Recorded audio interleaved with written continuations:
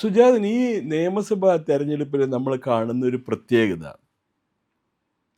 ജാതി തിരിച്ചും cast തിരിച്ചുമൊക്കെയാണ് കാൻഡിഡേറ്റ്സിനെ തിരഞ്ഞെടുത്തിരിക്കുന്നതും field ചെയ്തിരിക്കുന്നതും. അതും പ്രത്യേകിച്ച് മതേതര കക്ഷികൾ എന്ന് സ്വയം വിശേഷിപ്പിക്കുന്നവർ വരെ. ഇപ്പോൾ എറണാകുളത്തെ കാര്യം എടുക്കാം.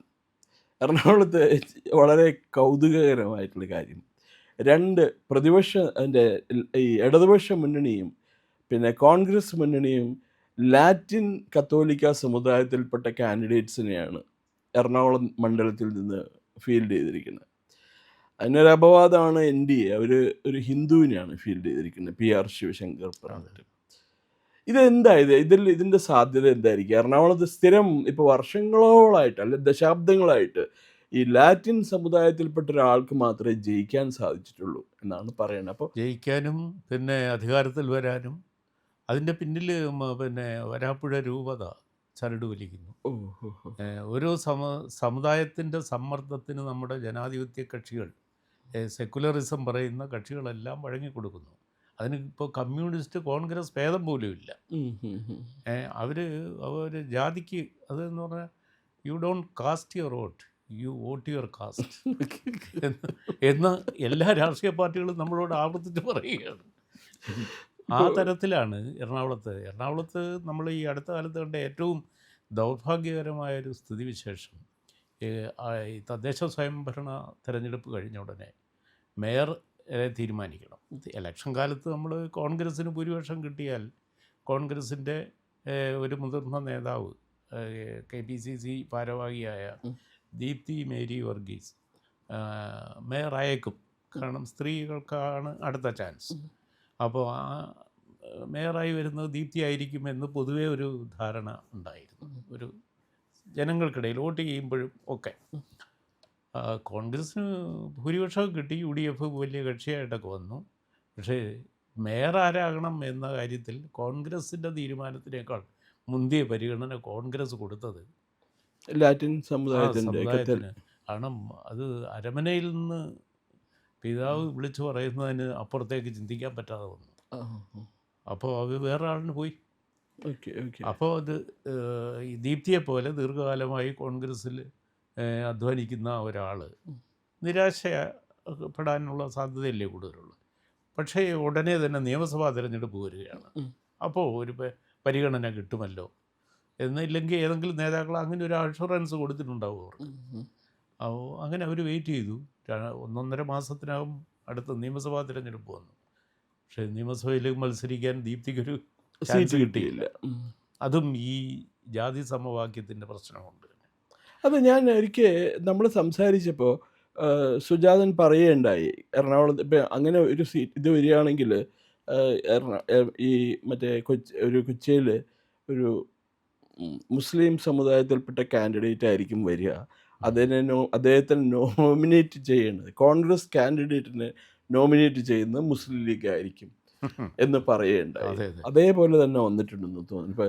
അത് ഈ സാധാരണഗതി ഇങ്ങനെ ഒരു നിയമസഭാ തിരഞ്ഞെടുപ്പ് നടക്കുമ്പോൾ ആ ജില്ലയിൽ എല്ലാ നിയമസഭാ സീറ്റിലേക്കും ക്യാമ്പയിൻ ദൗത്യവുമായി പോകുന്ന ആൾ DCC പ്രസിഡൻ്റാണ്. അദ്ദേഹം പ്രായണ മത്സര രംഗത്ത് നിന്ന് മാറി അതിനാണ് കൂടുതൽ സാധ്യത. അങ്ങനെ ആവണമെന്നുമില്ല. പക്ഷേ ഇവിടെ DCC പ്രസിഡൻറ്റ് പോലും കൊച്ചിയിൽ അവസാന സമയത്ത് പോയി സ്ഥാനാർത്ഥിയായി മത്സരിക്കുകയാണ്. അപ്പോഴും ഒഴിവാക്കപ്പെട്ട ആൾ ദീപ്തി മേരി വർഗീസാണ്. ദീപ്തി അപ്പോൾ ഇതോടെ ദീപ്തി ഇനി എന്ത് എന്ന് മാധ്യമ മേഖലയിലുള്ള പലരും ആലോചിച്ചു. എന്തായിരിക്കും ദീപ്തിയുടെ അടുത്ത്? ദീപ്തി അടിയുറച്ച കോൺഗ്രസ്സുകാരിയായിട്ട് ഇനിയും ഞാൻ കോൺഗ്രസിൻ്റെ അനുസരണയുള്ള പ്രവർത്തകയായി നിൽക്കുകയാണ് എന്ന് പറയുന്നു. കാരണം ഈ ദീപ്തിക്ക് ഇനി അടുത്ത ഭരണം കിട്ടുകയാണെങ്കിൽ എന്തെങ്കിലും സ്ഥാനമാനങ്ങളോ, ഇപ്പോൾ വനിതാ കമ്മീഷൻ അധ്യക്ഷ പോലെയുള്ള പദവികൾ ഉണ്ടല്ലോ, അങ്ങനെ എന്തെങ്കിലും ഒരു വാഗ്ദാനം കിട്ടിക്കാണും. അവർക്ക് യാതൊരു റിബൽ ശബ്ദവുമില്ല. സാധാരണഗതി കോൺഗ്രസ്സിൽ പെട്ടെന്ന് റിബലുകൾ ഉണ്ടാകാൻ ഇതുപോലുള്ള സന്ദർഭങ്ങളാണ് വഴിയൊരുക്കുന്നത്. ഈ പശ്ചാത്തലത്തിൽ ഇപ്പോൾ എറണാകുളം മണ്ഡലത്തിൽ ഈ 2 ലത്തീൻ കത്തോലിക്ക എതിരാളികളും LDF ലാറ്റിൻ കാൻഡിഡേറ്റിനെ ഫീൽഡ് ചെയ്തു. UDF സ്വാഭാവികമായും നിലവിലെ MLA TG വിനോദിന് അത് തുടർച്ചയായിട്ട് ലാറ്റിന് വേണ്ടി മാറ്റിയ റിസർവ് ചെയ്ത സീറ്റ് പോലെയാണ് ഇത്. അപ്പോൾ ഭരണഘടനയിലില്ലാത്ത ഒരു റിസർവേഷൻ പാർട്ടികളെല്ലാം കൂടി ചേർന്നുകൊണ്ട് അങ്ങ് അംഗീകരിച്ചു കൊടുക്കുന്നത് പോലെയാണ്. ഇതുകൊണ്ടുണ്ടാകുന്ന ഇത് അവർക്ക് ഇതിനൊരു ന്യായീകരണം ഉണ്ടാകും. അടുത്ത ജില്ല അപ്പുറത്തെ ജില്ലയിൽ വേറൊരു സമുദായത്തിനാണ് കൊടുത്തത്. അപ്പോൾ എല്ലാവരെയും സമതുലിതമാക്കണമല്ലോ. ഇപ്പോൾ സമുദായങ്ങളെ പ്രീണിപ്പിക്കുന്നതിലാണ് ഈ സെക്കുലർ പാർട്ടികളെന്ന് അവകാശപ്പെടുന്നവരുടെ ആവേശവും മത്സരവും. ഇത് തമിഴ്നാട്ടിൽ ഇതേപോലെ തന്നെയാണ് കേട്ടോ നടക്കുന്നത്. തമിഴ്നാട്ടിൽ 1 ഇയർ സമുദായം കൂടുതലുള്ളിടത്ത് DMKയും ADMKയും മതേതര കക്ഷികളാണ്. ഒരു 1 ഇയർ നിർത്തും. മുതലിയാർമാർ കൂടുതലുള്ളിടത്ത് മുതലിയാർ സമുദായത്തെ നിർത്തും. പിന്നെ മറ്റേ തേവർമാർ കൂടുതലുള്ളിടത്ത് തേവർമാർ നിർത്തും. ഇതാണ് അവിടുത്തെ റിലീജിയസ് എന്താ പറയുക റേഷണലിസവും പിന്നെ നിരീശ്വരവാദിയും പിന്നെ ജാതിയില്ലായ്മയും കാസ്റ്റ്ലെസ് സൊസൈറ്റി എന്ന് പറയുന്ന സൊസൈറ്റി അതാണ്. അല്ല ഇവിടെ ഇപ്പോൾ ഈ NDAക്ക് എന്തെങ്കിലും സാധ്യതയുണ്ട് എറണാകുളത്ത്? ഇത് ഇപ്പോൾ എറണാകുളം അസംബ്ലി സീറ്റിൽ ഇപ്പം നമ്മൾ ഏറ്റവും അവസാനം മനസ്സിലാക്കുന്നത് എന്താണ്, 2 UDFിൻ്റെ സ്ഥാനാർത്ഥിയും LDFിൻ്റെ സ്ഥാനാർത്ഥിയും ലാറ്റിനായപ്പോൾ അപ്പോൾ മറ്റു സമുദായങ്ങൾ ചിന്തിക്കാൻ തുടങ്ങി. ഇപ്പോൾ ക്രിസ്തീയ വിഭാഗത്തിൽ തന്നെയുള്ള ഓർത്തഡോക്സ് ഉണ്ട്, ജാക്കോബൈറ്റ്സ് ഉണ്ട്, പെന്തക്കോസ് സഭയുടെ ആളുകളുണ്ട്. ഇവരൊക്കെ വിചാരിക്കുന്നത് അവർക്കൊരു ആൾട്ടർനേറ്റീവ് ഇല്ലല്ലോ. അപ്പോൾ അവർ എന്നാൽ നമുക്കൊരു 3ാം സ്ഥാനാർത്ഥി കൂട്ടി ചെയ്തുകൂടെ. അതിന് ശിവശങ്കറിൻ്റെ സാധ്യതയാണ് അത് ഇവിടെ മെച്ചപ്പെടുന്നത്. ഓക്കെ. അപ്പോൾ ശിവശങ്കർ പിന്നെ മാത്രമല്ല എറണാകുളം കോൺസ്റ്റിറ്റ്യുവൻസി ഒരു ലാറ്റിൻ ഭൂരിപക്ഷ പിന്നെ മണ്ഡലമല്ല. ഇവിടുത്തെ സിംഗിൾ മജോറിറ്റി ഈ ഹിന്ദു സമുദായങ്ങളാണ്. ഹിന്ദു സമുദായങ്ങളുള്ള എല്ലാം കൂടെ ചേർന്നാൽ 50% മുകളിലാണ്. അപ്പോൾ ഹിന്ദു ഏകീകരണം ഉണ്ടായാൽ ഈ ലാറ്റിൻ പ്രീണന സ്വഭാവം പൊട്ടിപ്പോവും. അപ്പോൾ അതിനുള്ള സാധ്യതയാണ് ശിവശങ്കറിൻ്റെ സ്ഥാനാർത്ഥിത്വത്തിലൂടെ ഈ തവണ ഓപ്പൺ ചെയ്ത് കിട്ടിയത്. പണ്ട് IAS റിട്ടയർ ചെയ്ത ഒരാളെ കൊണ്ടുവന്നിട്ട് ലോക്സഭയിലേക്ക് മത്സരിപ്പിച്ചു LDFകാർ. എന്താ ക്രിസ്റ്റി ഫെർണാണ്ടസ് രാഷ്ട്രപതിയുടെ സെക്രട്ടറി ആയിരുന്നു. അദ്ദേഹത്തിന് രാഷ്ട്രീയമായിട്ട് യാതൊരു പശ്ചാത്തലവും ഉണ്ടായിരുന്നില്ല. പക്ഷേ ചർച്ചിൻ്റെ ശുപാർശയുടെ പുറത്ത് ചർച്ച ആവശ്യപ്പെട്ടതനുസരിച്ചിട്ടാണ് അദ്ദേഹത്തെ നിർത്തിയതെന്നാണ് നമ്മൾ പല പത്രങ്ങളുടെ അതിനെ കുറിച്ചിട്ട്. അതെ, കൊല്ലത്തുകാരനായിരുന്നു, തങ്കശ്ശേരിക്കാരനായ ക്രിസ്റ്റി ഫെർണാണ്ടസ് ഇവിടെ വന്ന് മത്സരിച്ചു. അപ്പോൾ അദ്ദേഹത്തിന് വേണ്ടി പ്രചരണത്തിന് വന്നത് അന്നത്തെ പാർട്ടി സെക്രട്ടറി ആയിരുന്ന സീതാറാം യെച്ചൂരിയൊക്കെയാണ്. അവിടെ കാസ്റ്റിസവും ഒന്നും പ്രശ്നമില്ല, അവർക്ക് റിലിജിയൻ ഒന്നും പ്രശ്നമില്ല. അതൊക്കെ എങ്ങനെ വന്നു? അതൊരു ബിസിനസ് മാഗ്നറ്റാണ് ഈ സ്ഥാനാർത്ഥിയെ തീരുമാനിച്ചതെന്ന് പറയുമായിരുന്നു. അപ്പോൾ LDFന് വളരെ പ്രിയപ്പെട്ട ഒരു ഗൾഫ് ബേസ്ഡ് ബിസിനസ്മാൻ പേ ചെയ്ത സ്ഥാനാർത്ഥിയായിരുന്നു അത്. അങ്ങനെ അത് ആ സമയത്ത് വേറെ പേയ്മെൻറ്റ് സീറ്റ് തിരുവനന്തപുരത്ത് പേയ്മെൻറ്റ് സീറ്റിനെ പറ്റി CPIയിൽ വലിയ വിവാദം.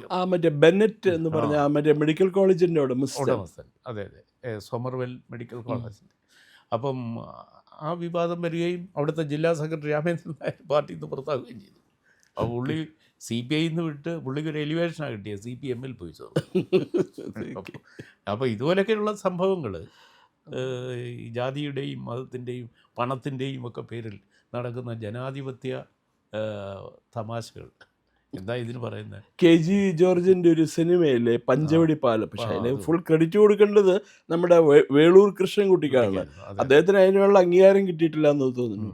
ഏതാണ്ട് അതേപോലെ ആയിട്ടുണ്ട് കേരള രാഷ്ട്രീയം. അതെ അതെ അതെ അതെ തിയേറ്റർ ഓഫ് അപ്സൈഡ് എന്ന് പറയുന്ന പോലെ ഇതൊരു പ്രഹസന നാടകങ്ങളാണ്. ശിവശങ്കറിന് സാധ്യതയുണ്ട് അല്ലേ? വേണമെങ്കിൽ ഹിന്ദുക്കളിൽ നിന്ന് ഈ സാധ്യത ശിവശങ്കറിന് എത്രമാത്രം പ്രയോജനപ്പെടുത്തുന്നു എന്ന് നമുക്ക് അറിഞ്ഞുകൂടാ. പക്ഷേ ഇത് ശിവശങ്കറിൻ്റെ പിന്നെ വോട്ട് പെർസെൻറ്റേജ് വർദ്ധിപ്പിക്കാൻ ഇത് വലിയ അളവിൽ സഹായിക്കും, ഈ ജാതി പ്രയോജനം. അതിൻ്റെ പ്രയോജനം ശിവശങ്കറിന് കിട്ടുന്നതോടെ ഈ നിലവിലെ MLA ആയ TG വിനോദാണ്. കഴിഞ്ഞ ദിവസങ്ങളിൽ TG വിനോദ് ഈ സിറ്റുവേഷൻ അമ്പരക്കുന്നു. ഇതര ക്രിസ്ത്യൻ വിഭാഗങ്ങളും ഹിന്ദു വിഭാഗങ്ങളും ഈ കാരണം കൊണ്ട് തൻ്റെ വോട്ട് ഷുവർട്ടിയിൽ നിന്ന് മാറിപ്പോകുന്നു. വിനോദാണ് അമ്പരന്നിരിക്കുന്നത്.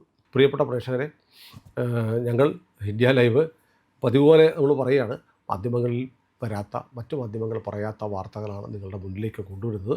ഇത് പറയാൻ ഞങ്ങൾക്ക് പ്രേരണയും ശക്തിയും നിങ്ങളാണ്. നിങ്ങൾ ഞങ്ങളുടെ കൂടെ ഉണ്ടാവണം. ഞങ്ങളുടെ ചാനൽ സബ്സ്ക്രൈബ് ചെയ്യണം. നമുക്കൊരു ചാനൽ കൂടിയുണ്ട്, C4N, C4N മലയാളം. നമ്മൾ ഈ തെരഞ്ഞെടുപ്പൊക്കെ ആയതുകൊണ്ട് കൂടുതൽ വാർത്തകൾ നമ്മുടെ ഈ പ്ലാറ്റ്ഫോമിൽ തന്നെ കൊടുക്കാൻ കഴിയാത്തതുകൊണ്ടാണ് C4Nൽ പുതിയ വാർത്തകൾ കൊടുക്കുന്നത്. അപ്പോൾ ആ ചാനലും കൂടി ഒന്ന് സബ്സ്ക്രൈബ് ചെയ്യണം. ഇന്ത്യ ലൈവ് ഉറപ്പായിട്ടും ചെയ്യണം. C4N കൂടെ, C4N, C എന്ന് പറഞ്ഞാൽ ക്രെഡിബിൾ, ഫോർ എൻ നേഷൻ, രാജ്യം. നമ്മുടെ രാജ്യത്തിന് വേണ്ടിയാണ്. രാജ്യം വിട്ട് ഒരു കാര്യവും ഇന്ത്യ ലൈവിനില്ല. അതുകൊണ്ട് ഞങ്ങളുടെ കൂടെ ഉണ്ടാവണം എന്നുകൂടി അഭ്യർത്ഥിക്കുന്നു.